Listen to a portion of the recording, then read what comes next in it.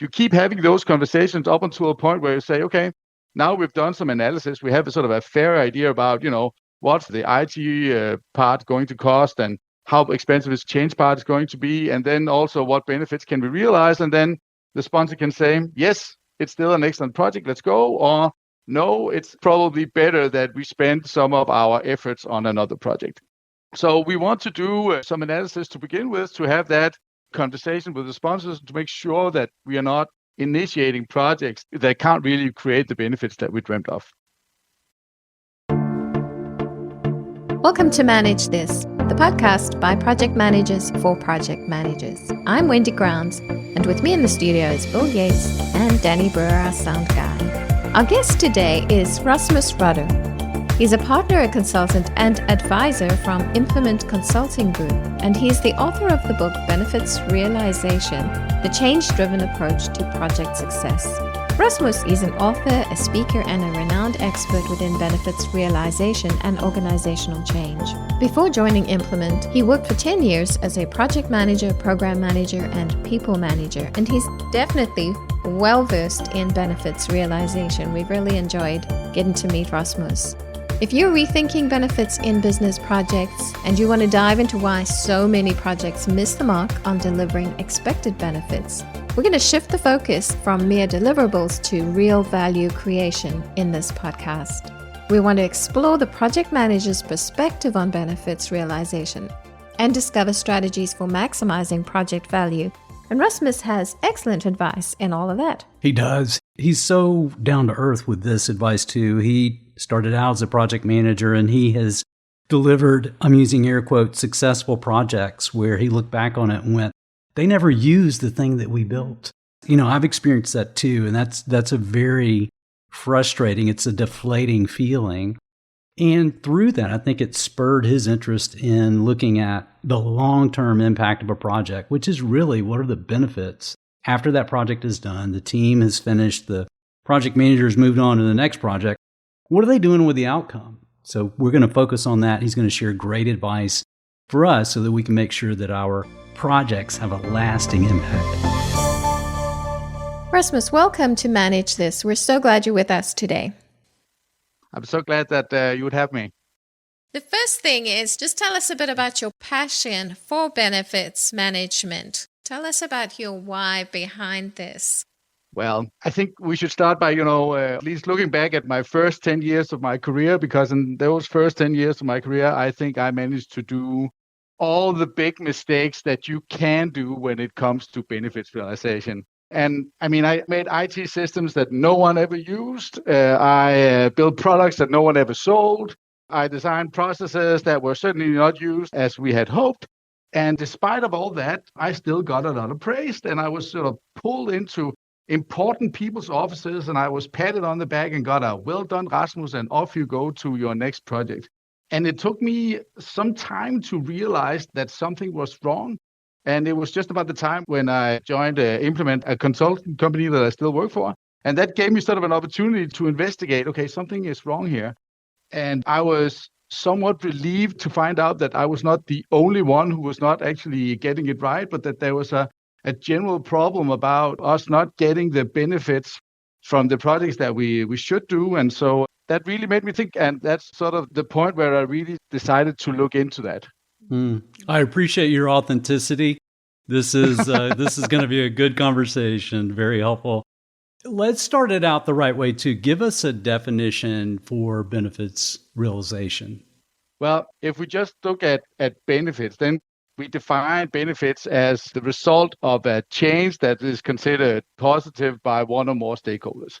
And so that's sort of the textbook and, slightly boring definition, right? But that's how we define benefits. And so benefits realization is the process of actually making sure that your projects are realizing the benefits that they should.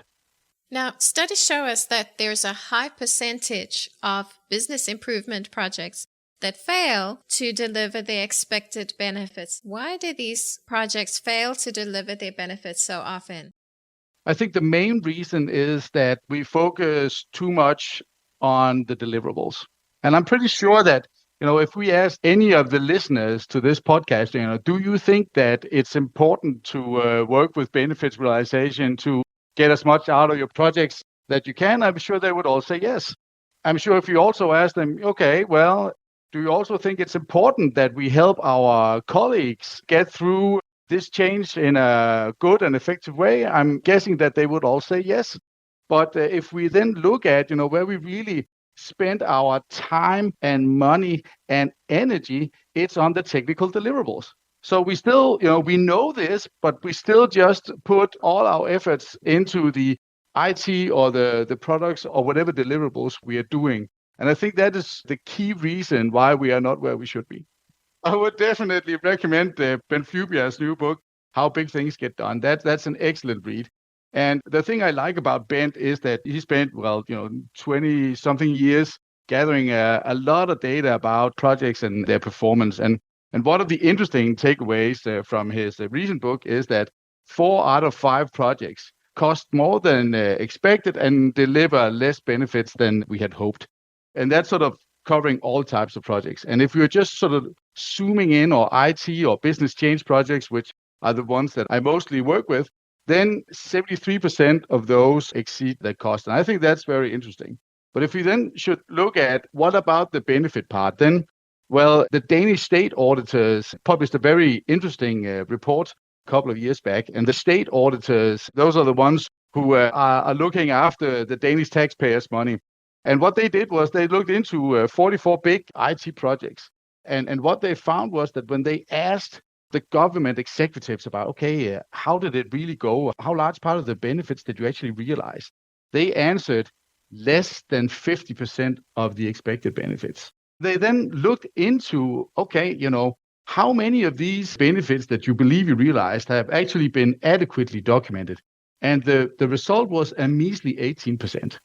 And as a Danish taxpayer, I certainly hope that we're closer to the 50% than to the 18%. But nevertheless, those are horrific numbers, right?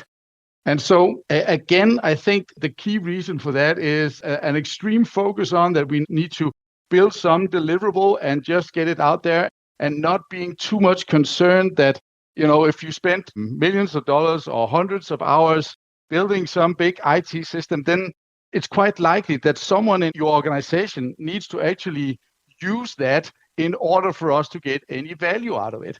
And so if you don't have a focus that is directed as much to, how do we make our organization actually use what we're building and not only building the thing itself, then we're setting ourselves up to failure. What are other primary reasons for the failure of benefits realization in projects? Well, I think we're basically skipping half of the projects. And so you can say we are not really taking into account everything that needs to be in place in order for us to be successful. And I think the focus on the deliverables is probably sort of the most important reason. And so I think the important thing is to have a conversation about, okay, what do we need to do then?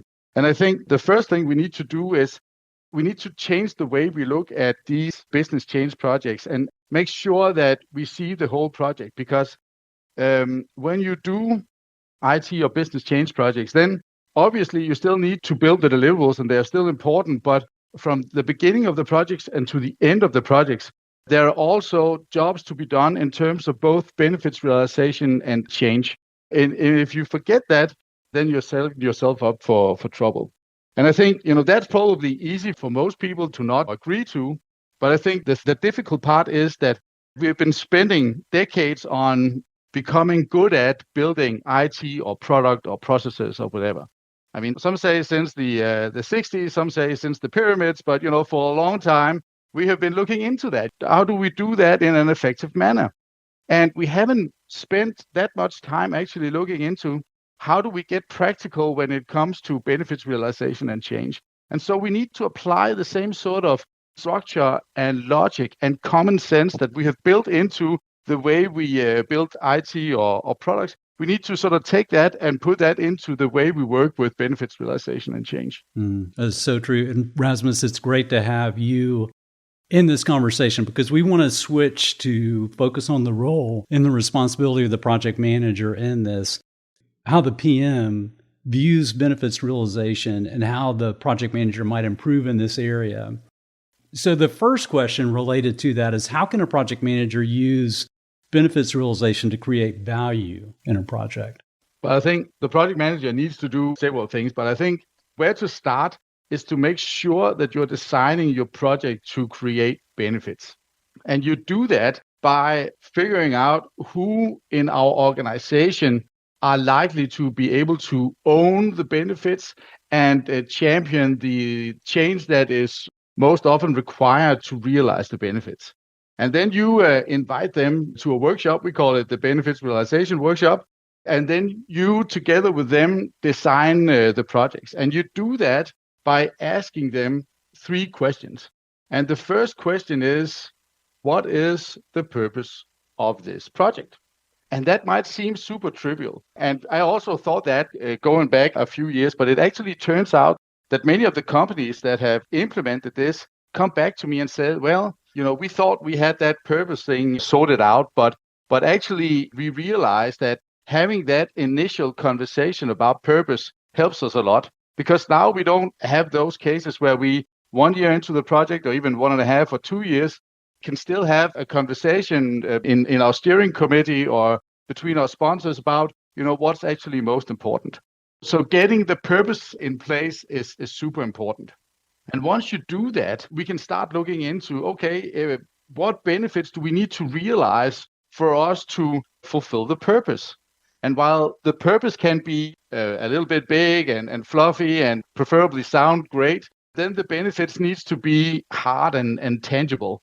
So the next question is, okay, what benefits do we actually need to realize to fulfill the purpose?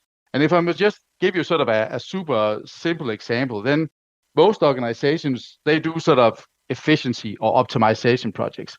And so let's imagine that your company is doing that, and a part of that project has to do with optimizing your procurement department. And so maybe that's sort of the overall purpose, and maybe the benefit here is that we want to free up, let's say, 4 people from procurement to do other stuff that we are not doing at the moment. That could be, a very tangible end benefit, but then you need to ask them another question, that is, that sounds great, but how is that going to happen? And then the answer might be, well, our procurement process is very ineffective, so we're going to optimize that. So optimizing the procurement process will then help us free up some time. Well, so far, so good. The next question is, how will this impact our organization? What will this mean to our good colleagues in procurement? And, sometimes when you answer that question, it is, okay, it's just another screen or a slight change in how they work. And sometimes, you're turning their world upside down or taking them through 25 years of digital time. So you want to have that conversation, right up there in the beginning, saying, okay, what do our organization need to do in order for us to realize the benefits? And so after that, if you have time in that workshop, you can still ask, okay, how much do we need to help our friends in procurement to actually change their ways of working? What competencies do they need? And then, of course, what IT systems or processes or technical tools do they need in order for them to change behavior? But the key here is that we want the conversation about purpose and benefits with the managers that can own the benefits right away. And then figuring out what the project needs to do, we need to start with how will this impact the organization? And it actually means that from back then when I started as a project and program manager, everything was about the deliverable and doing that on time and on budget and with the agreed scope. But now the important thing is, have the project helped our good colleagues in procurement change their ways of working? Because that is what will trigger benefits. It's like a broader view of the purpose of my project beyond just the deliverables. And it might be something in my contract or an SOW that has specific points and requirements that are spelled out. I'm looking beyond that and looking at benefits realization, talking with people that are going to own this and saying, okay, these items in this contract, how does this tie to the end state that you really want? Because you know how many times the contract doesn't reflect what the sponsor or the ultimate customer really wants. The lawyers have done their thing on it, So now we have to make sense of it, and that we have to look beyond the deliverable to see what does the sponsor or the owner ultimately want, and are we going to deliver that benefit?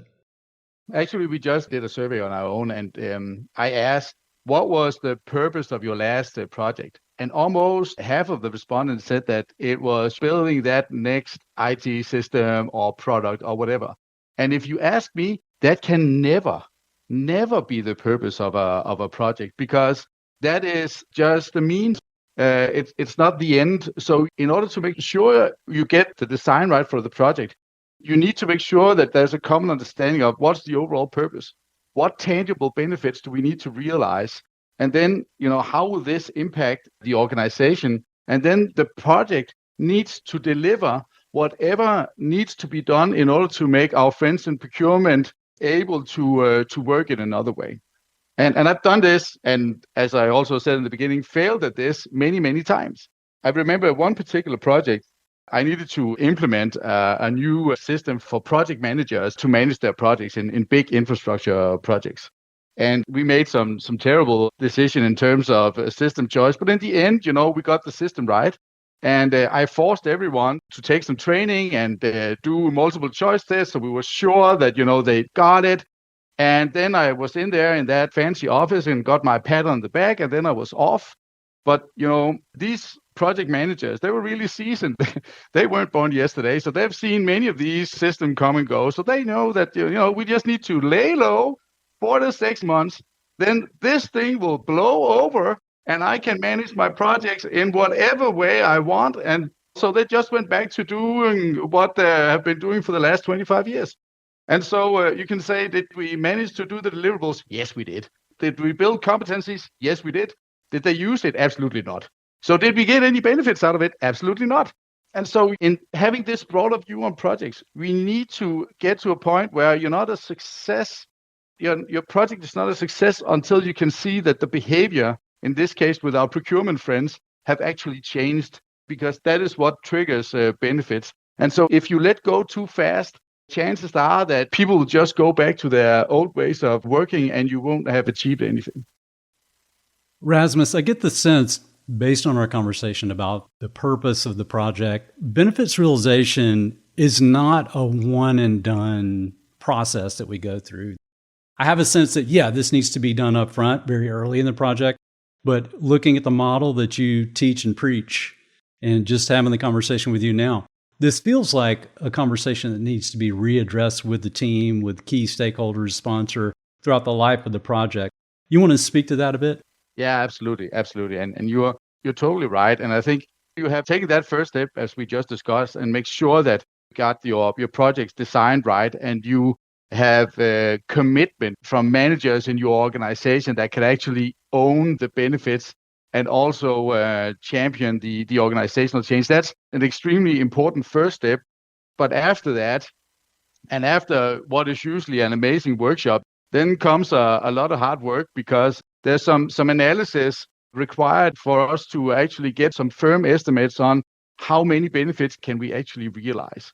So what you want to do after this initial workshop is that usually at that point in time, you don't have any good estimates on what the benefits are. You just get sort of there's probably some efficiency benefits, and there might also be some, we want also to make some more money or create some stakeholder satisfaction or whatever. And once you sort of have that outlined in that benefits realization workshop, you need to go out and then figure out, okay, can we actually free up 4 people in procurement, or is it actually only 2, or could it be 6? And what's the effect on other parts of the organization? Can we actually also sell this in Brazil, or is it only in the US or in Europe? And what's actually feasible? So after you have spent some time with the managers who can own the benefits, then you need to go back in your projects and actually do some real work and figure out, okay, what is actually feasible? And so in that process, you might get surprised, sometimes positively, which your sponsors or steering group will probably appreciate, and sometimes not. And if you can't get as many benefits out of this as you imagine, then of course it's important to go back and touch base with your sponsor and say, okay, should we still do the project? We can only sell this in Europe and the US, so the benefits will be 30% lower than we dreamed of, but should we still go for it? And so having those conversations are extremely important. And you keep having those conversations up until a point where you say, okay, now we've done some analysis. We have a sort of a fair idea about, what's the IT part going to cost and how expensive this change part is going to be. And then also what benefits can we realize? And then the sponsor can say, yes, it's still an excellent project. Let's go. Or no, it's probably better that we spend some of our efforts on another project. So we want to do some analysis to begin with, to have that conversation with the sponsors to make sure that we are not initiating projects that can't really create the benefits that we dreamt of. But if you then, say, okay, yes, this still looks good, then we have a rule of thumb saying that if your project is longer than 6 months in duration, then at least every quarter you need to check in and say, can we actually still realize our benefits? And that rule of thumb comes from a friend of mine, Per Sveiby, who's a researcher at the University at Aarhus. And I did my first book with him and one of my colleagues. And one of our big questions was, is it really necessary? And what is it actually that makes benefits change over time? And we had a lot of hypotheses about what could be at play, but it turns out that it's actually just the duration of the project. So if it's longer than 6 months, then you should definitely make sure that your benefits are still feasible. And much will happen. And so if you have projects with a duration of a year or 2 years, it's most likely that you need to listen carefully to all the opportunities that will appear in that period of time, because new opportunities will appear. And if you don't see some of them, it's likely that over time your business case will be drained bit for bit. So maybe you can't, again, sell the product in China, or maybe some legislation made it impossible to sell it in Europe, or maybe some competitor came up with a similar project. Much can happen. So for projects that last for 6 months, year, more than a year, you really need to be careful to continuously figure out, okay, this new IT system, can we also use that in another country or in another department? Or how can we boost the benefits from our project? Because otherwise you are likely to end up with a drained business case in the end. That's helpful. That's a helpful tip to know how frequently to take a fresh look at that and reanalyze. It's great. Accurate and effective project status reporting is a cornerstone of successful project management. It serves as a communication tool that keeps all relevant parties, from team members to executives, informed and aligned with the project's goals. It's an important tool that needs to be leveraged as it promotes the sponsor's understanding and support of your project. A good project status report includes key elements such as project milestones, timelines, budget updates, and potential issues or risks.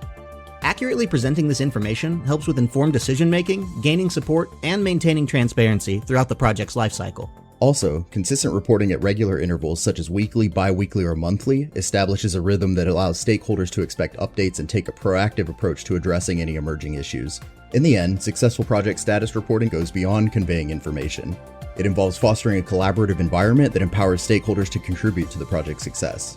At VelociTeach, we offer an excellent course, Effective Project and Program Status Reporting, that helps project and program managers learn how to accurately report the status of their projects in a manner that makes the information clear, concise, and actionable. If you take this course, you will gain a wealth of knowledge, tools, and templates that you can use on every project or program that you lead.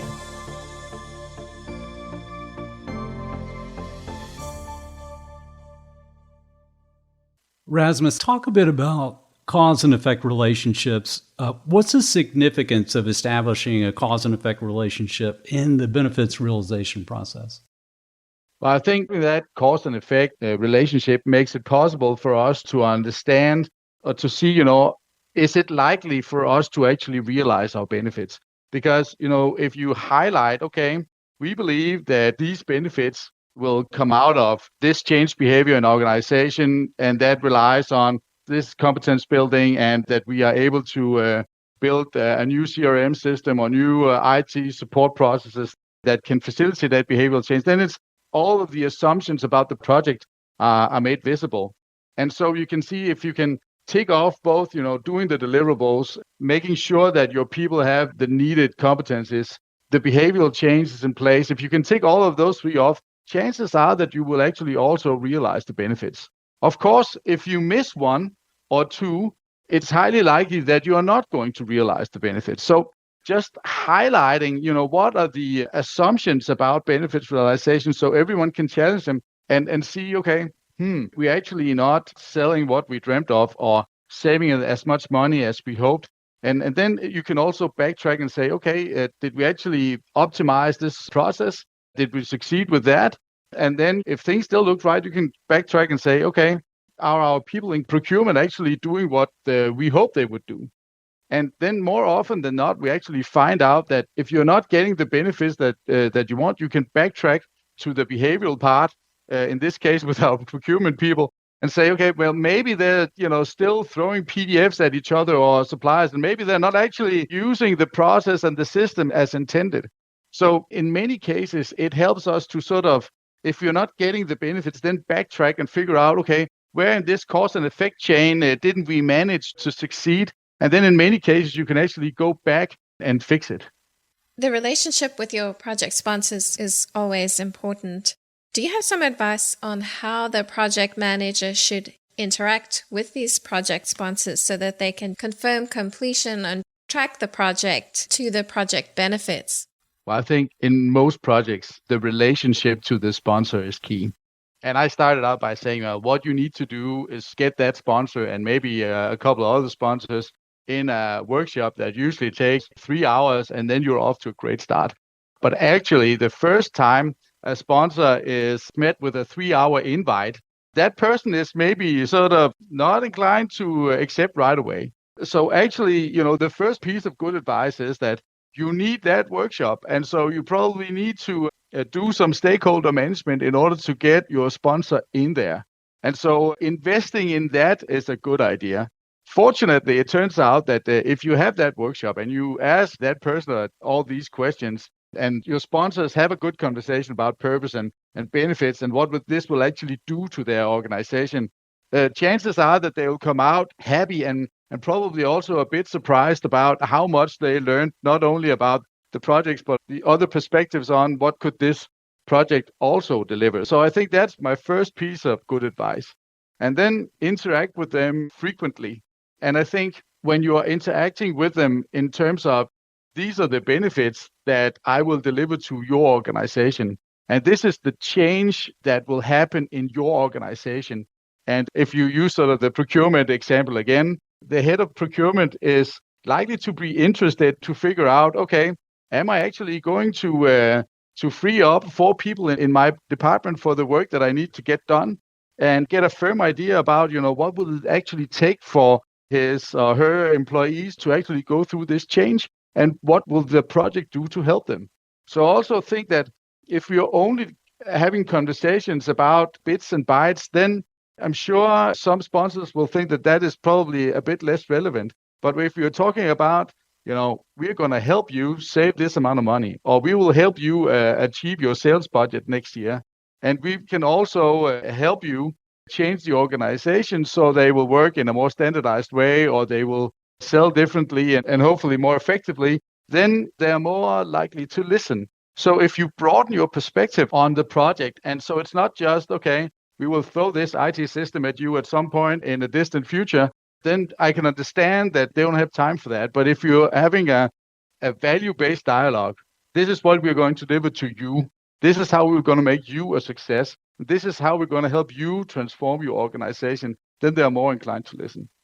One of the questions I want to ask you has to do with the end of the project.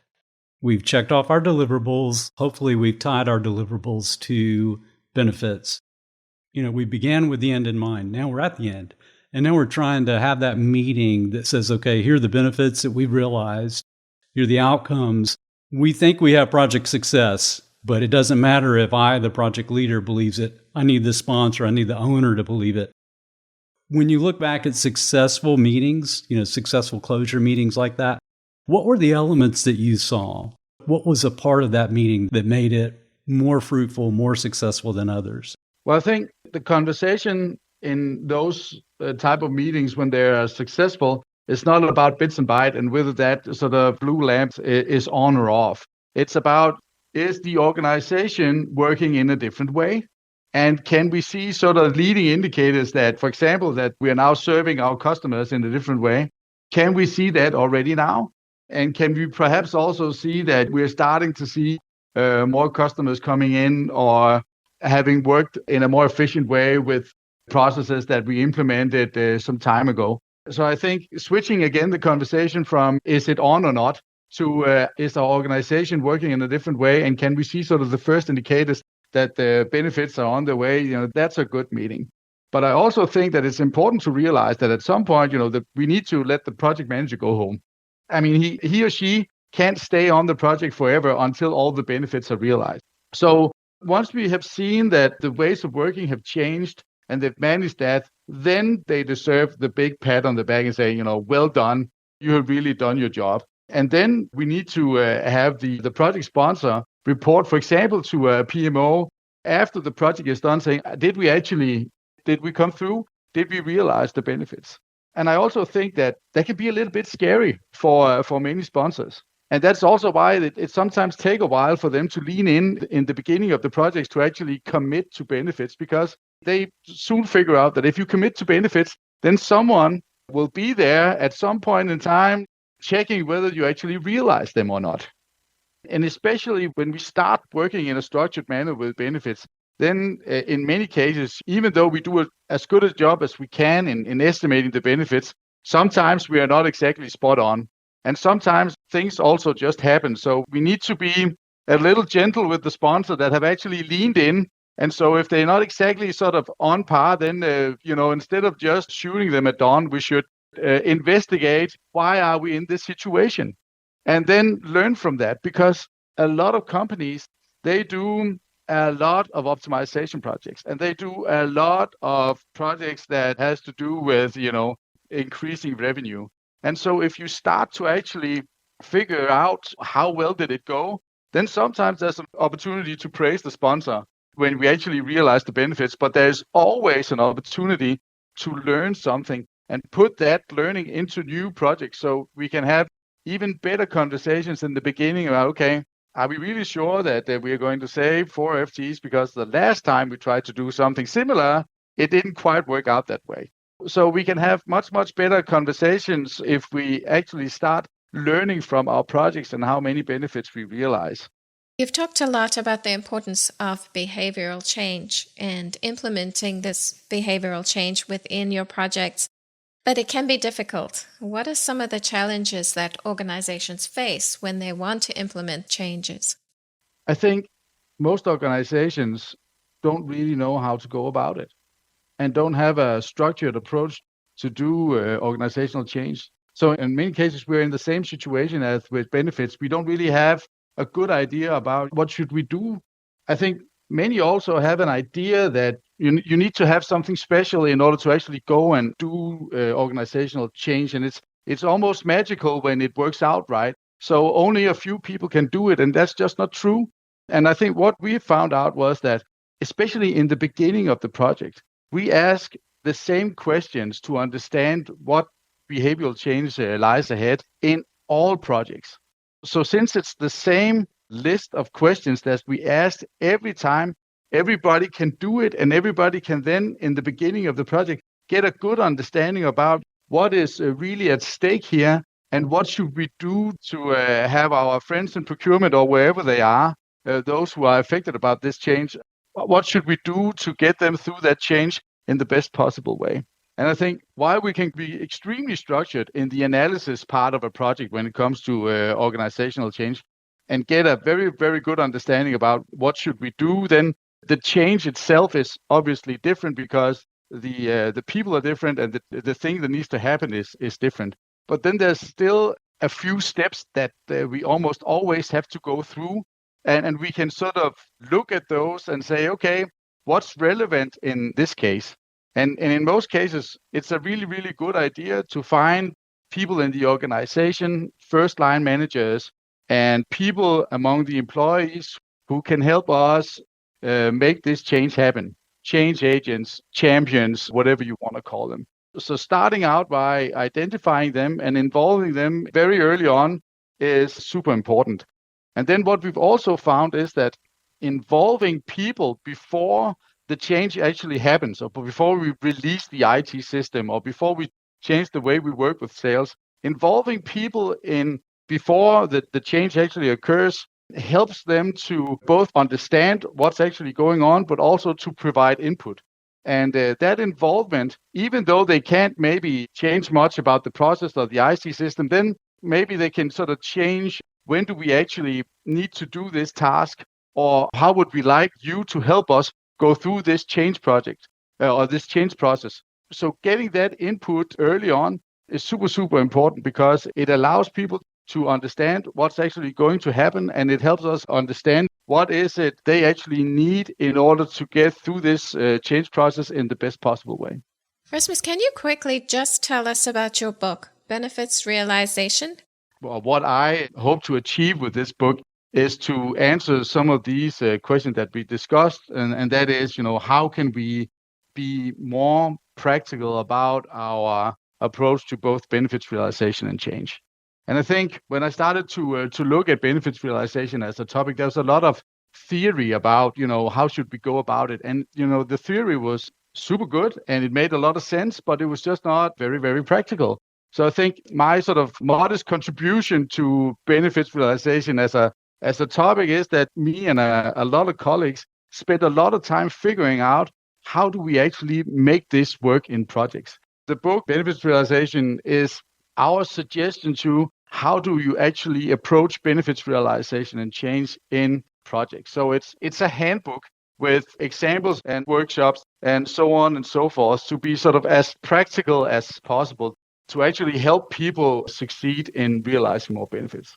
It's a great contribution, Rasmus. We need this in the project management community to focus on the big picture, to think and ask those questions at the beginning and throughout the project. Are we addressing the purpose of the project? Are we just going down our deliverables list that happens to be on a contract and not even thinking about who's going to own this when we're done? So this is great advice. We appreciate it. You're most welcome. If our listeners want to get in touch with you, what's the best way they can do that? Well, people are always welcome to either follow me or connect on LinkedIn. We publish a lot of articles and events and new ideas about how to get more value out of your projects. And you could also visit our website. It's implement.dk/benefits. And there we also have tools and templates and cases and articles that we previously published that might be interesting. We actually also have videos and so on if you want to explore more. So that's also a possibility. And then, of course, you can always get the book. That's also a good option. Thank you so much for this conversation. This has been really beneficial. Thank you. I appreciate it. That's it for us here on Manage This. Thank you for joining us today. You can visit us at velociteach.com, where you can subscribe to this podcast and see a complete transcript of the show. To earn your free PDUs, you can claim them by going to velociteach.com, choose Manage This Podcast from the top of the page, click the button that says Claim PDUs, and click through the steps. Until next time, keep calm and manage this.